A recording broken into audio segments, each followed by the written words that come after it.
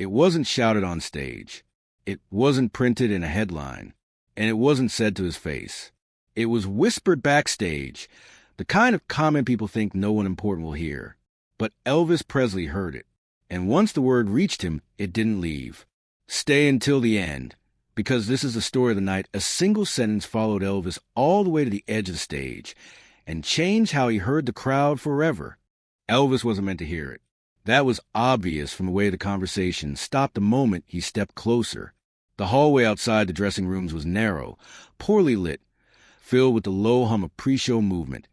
Crew members passing, voices overlapping, doors opening and closing. He was halfway down the corridor when the word reached him. Washed up. It wasn't said loudly. It wasn't said with malice. That made it worse. It was said casually, as if it were already accepted fact. Elvis slowed his pace without realizing it, his footsteps falling out of rhythm. The voices continued for half a second longer, then cut off abruptly.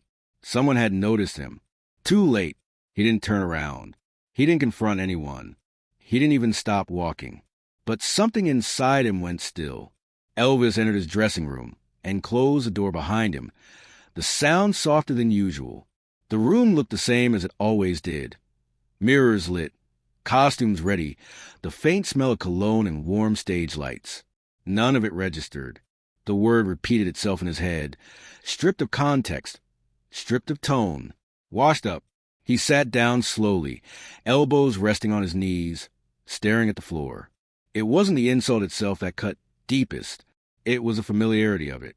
Elvis had heard versions of this before, not always spoken, but implied, in glances, in hesitations, in the way people spoke about the old days with too much reverence and not enough present tense. But hearing out loud, even unintentionally, changed something, because this time it wasn't coming from critics or strangers. It was coming from inside the building, from behind the curtain. Elvis thought about how long he'd been fighting time without naming it, how often he felt the pressure to prove that he still belonged here, still mattered, still commanded attention. The irony wasn't lost on him. He was about to walk on stage in front of thousands of people who had paid to see him, and yet one careless word backstage had shaken him more than any silent crowd ever could. He stood and approached the mirror, staring at his reflection under the unforgiving lights. The face looking back at him was familiar. Older, yes, but unmistakably his. Lines earned, not given. Eyes that had seen more than most. Still, the doubt crept in quietly. What if they're right? Not because he believed it, but because the question existed at all. Elvis straightened his collar, his movements automatic, rehearsed through years of repetition. He had done this thousands of times. He knew how to perform confidence, even when it wasn't present. But tonight felt different. Tonight, the word sat between him and the stage.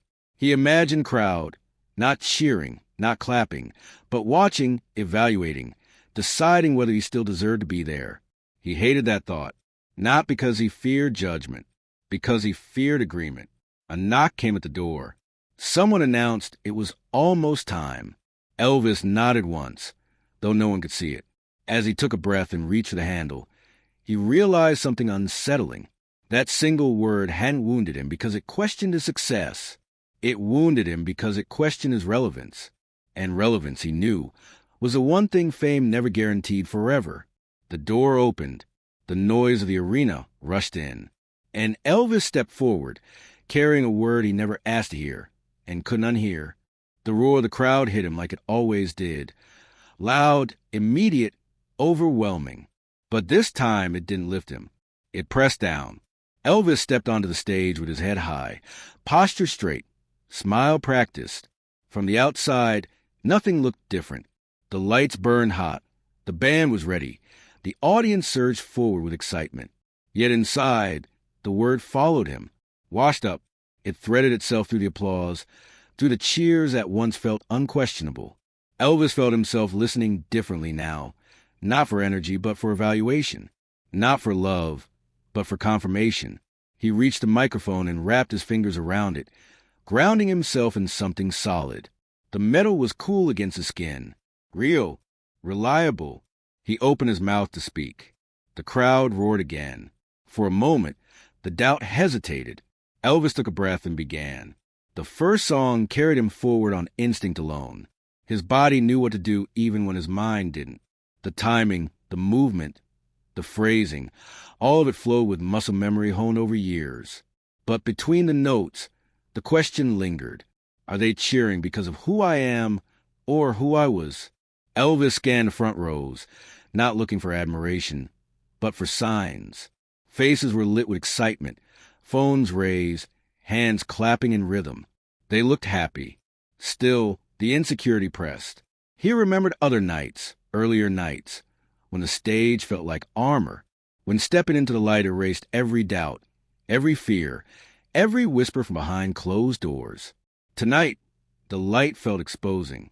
Each pause between songs felt longer. Each reaction felt measured. Elvis found himself wondering if the applause would fade faster this time, if enthusiasm would wane once nostalgia gave way to scrutiny. He hated that thought, not because it hurt his pride, because it distracted him. The word backstage had done something dangerous. It had turned his attention inward at the exact moment he needed to be outward. Elvis pushed harder into performance, his movements sharper, his voice more forceful. If there was doubt, he would drown it in presence. If someone thought he was finished, he would make them reconsider through sheer will. The crowd responded. Louder now, stronger, and still the doubt didn't disappear. Because doubt once planted doesn't leave just because evidence argues against it. It waits for quiet moments, for pauses, for breaths between lines. Elvis felt it most when the music softened, when the band pulled back and it was just him and the microphone, exposed in a way no spectacle could cover. His voice held steady, but his thoughts raced. What if this is the last time they feel this way? What if I don't notice when it changes? He swallowed and continued. There was a moment, brief, almost invisible, when Elvis considered walking off the stage. Not out of collapse, not out of protest, out of control. Leaving would have been easier than standing there, wondering if he was being measured against a version of himself frozen in time. But he stayed, because leaving would have confirmed something he wasn't ready to accept. As the set progressed, something unexpected happened. The crowd stopped feeling distant, not because they grew louder, but because Elvis stopped listening for judgment. He leaned into the music instead of the noise around it. He remembered why he was here, beyond reputation, beyond relevance. He remembered that this wasn't about proving he still belonged. It was about doing the work. The word washed up didn't vanish, but it lost its grip. It became smaller, less powerful, drowned out by the reality in front of him. People singing along, responding in real time, present with him. Elvis realized then that relevance wasn't decided in hallways. It was decided here, on the stage. In the moment, the song ended. The applause rose. And for the first time that night, Elvis believed it again. Not fully, but enough to keep going. The moment Elvis stepped off the stage, the sound dropped away. Not all at once, but enough to feel the absence. The roar of the crowd faded behind thick walls and heavy doors, replaced by the muted chaos of backstage. Cables being coiled, voices overlapping, footsteps moving with purpose. It was a familiar transition, one he had made countless times. Tonight, it felt sharper. Elvis loosened his grip on the microphone as it was taken from him. Hands patted his back. Compliments were offered quickly, efficiently, like part of a routine. Great show. They loved it. You sounded strong tonight. He nodded, smiled when expected, but the words slid past him, because none of them addressed the one he couldn't forget. Washed up, back in the dressing room. The door closed behind him with a dull thud. The silence rushed in, heavy and immediate. Elvis stood still for a moment, breathing slowly, letting the adrenaline drain from his body. This was always the hardest part. The space after performance, when the crowd was gone and the echo of applause had nowhere to hide. He sat down and stared at his reflection in the mirror. Sweat clung to his hairline, his collar damp, his chest rising and falling unevenly. The lights were unforgiving. They always were. He searched his face for signs. Fatigue? Decline? Something that justified the word he'd heard? What he saw instead was effort. an effort he knew was invisible from the outside. Elvis thought about how easily people reduce careers to phases, how quickly admiration turned into expectation, and expectation into impatience. The industry didn't celebrate longevity. It tolerated it until it didn't. The word hadn't come from nowhere. That truth stung. It meant someone had been thinking it long enough to say it out loud without checking who was listening. Elvis leaned forward, resting his elbows on his knees, his hands hanging loosely. He replayed the night in fragments, the whisper, the stage lights, the applause that felt both reassuring and insufficient. He wondered how many people backstage had quietly agreed, not maliciously, casually, as if decline were an obvious conclusion rather than a complex reality. The door opened briefly, and someone stepped in, then hesitated. "You good?" they asked. Elvis looked up and nodded. "Yeah." The answer came easily, too easily. The door closed again. He was alone. That was when the doubt crept back in, not loud, not dramatic, but persistent. It asked questions Elvis didn't want to answer. How long can I keep doing this? Will I know when it's time to stop? Or will someone else decide for me? The word washed up wasn't just an insult. It was a warning, a suggestion that the story was already being written without him. Elvis stood and walked slowly across the room, then stopped. He didn't feel angry. He felt alert. The danger wasn't being called finished. The danger was believing it quietly. He straightened, rolling his shoulders back, grounding himself again. Whatever people thought in hallways didn't define what happened on stage, unless he let it. Elvis realized then that relevance wasn't something you defended. It was something you demonstrated, over and over, without asking permission. The word still existed, but now it had competition. Memory, reality, the knowledge that tonight, despite everything, he had stood under the lights and delivered. He turned back to the mirror one last time before leaving the room. "Not yet," he said quietly, not to anyone else but to himself. And for the first time since hearing the word, Elvis believed it. Elvis left the dressing room later than usual. The hallway was quieter now, emptied of urgency, stripped of its earlier tension. The word washed up no longer echoed the same way. Not because it had disappeared, but because Elvis had begun to understand where its power really came from. It wasn't the crowd. The crowd had shown up. They always did. The fear lived somewhere else. Elvis walked slowly, hands relaxed at his sides, replaying not the whisper, but his reaction to it. How quickly it had reached inside him. How effortlessly it had reopened a door he thought he'd locked years ago. The fear wasn't about losing applause. It was about losing direction. He realized then that what unsettled him most wasn't the idea of being finished. It was the idea of not knowing when or how that moment would arrive. Of waking up one day to find the world had moved on without announcing it. Fame didn't fade loudly. It shifted quietly. That uncertainty had followed Elvis for years, tucked beneath routines and performances. The whisper backstage hadn't created it. It had simply named it. He thought about how much of his life had been spent chasing reassurance. Not from fans, but from momentum, from staying busy, from always having something next. Stillness had become dangerous, because stillness invited questions. Elvis paused near a side exit, leaning briefly against the wall. The building hummed faintly with post-show activity. Somewhere in the distance, laughter drifted. He felt older in that moment, not physically, but internally, aware of time not as an enemy, but as a presence. The insult had stripped away distraction, and what remained was clarity. He didn't fear being irrelevant. He feared being unheard, especially by himself. Elvis realized how often he had measured his worth by reaction instead of intention, how applause had become proof of existence rather than response to expression. That wasn't sustainable. Not anymore. He straightened, pushing away from the wall, feeling something settle inside him. Not confidence, not defiance, but acceptance. He couldn't control whispers. He couldn't control judgment. But he could control alignment. Whether the work still meant something to him.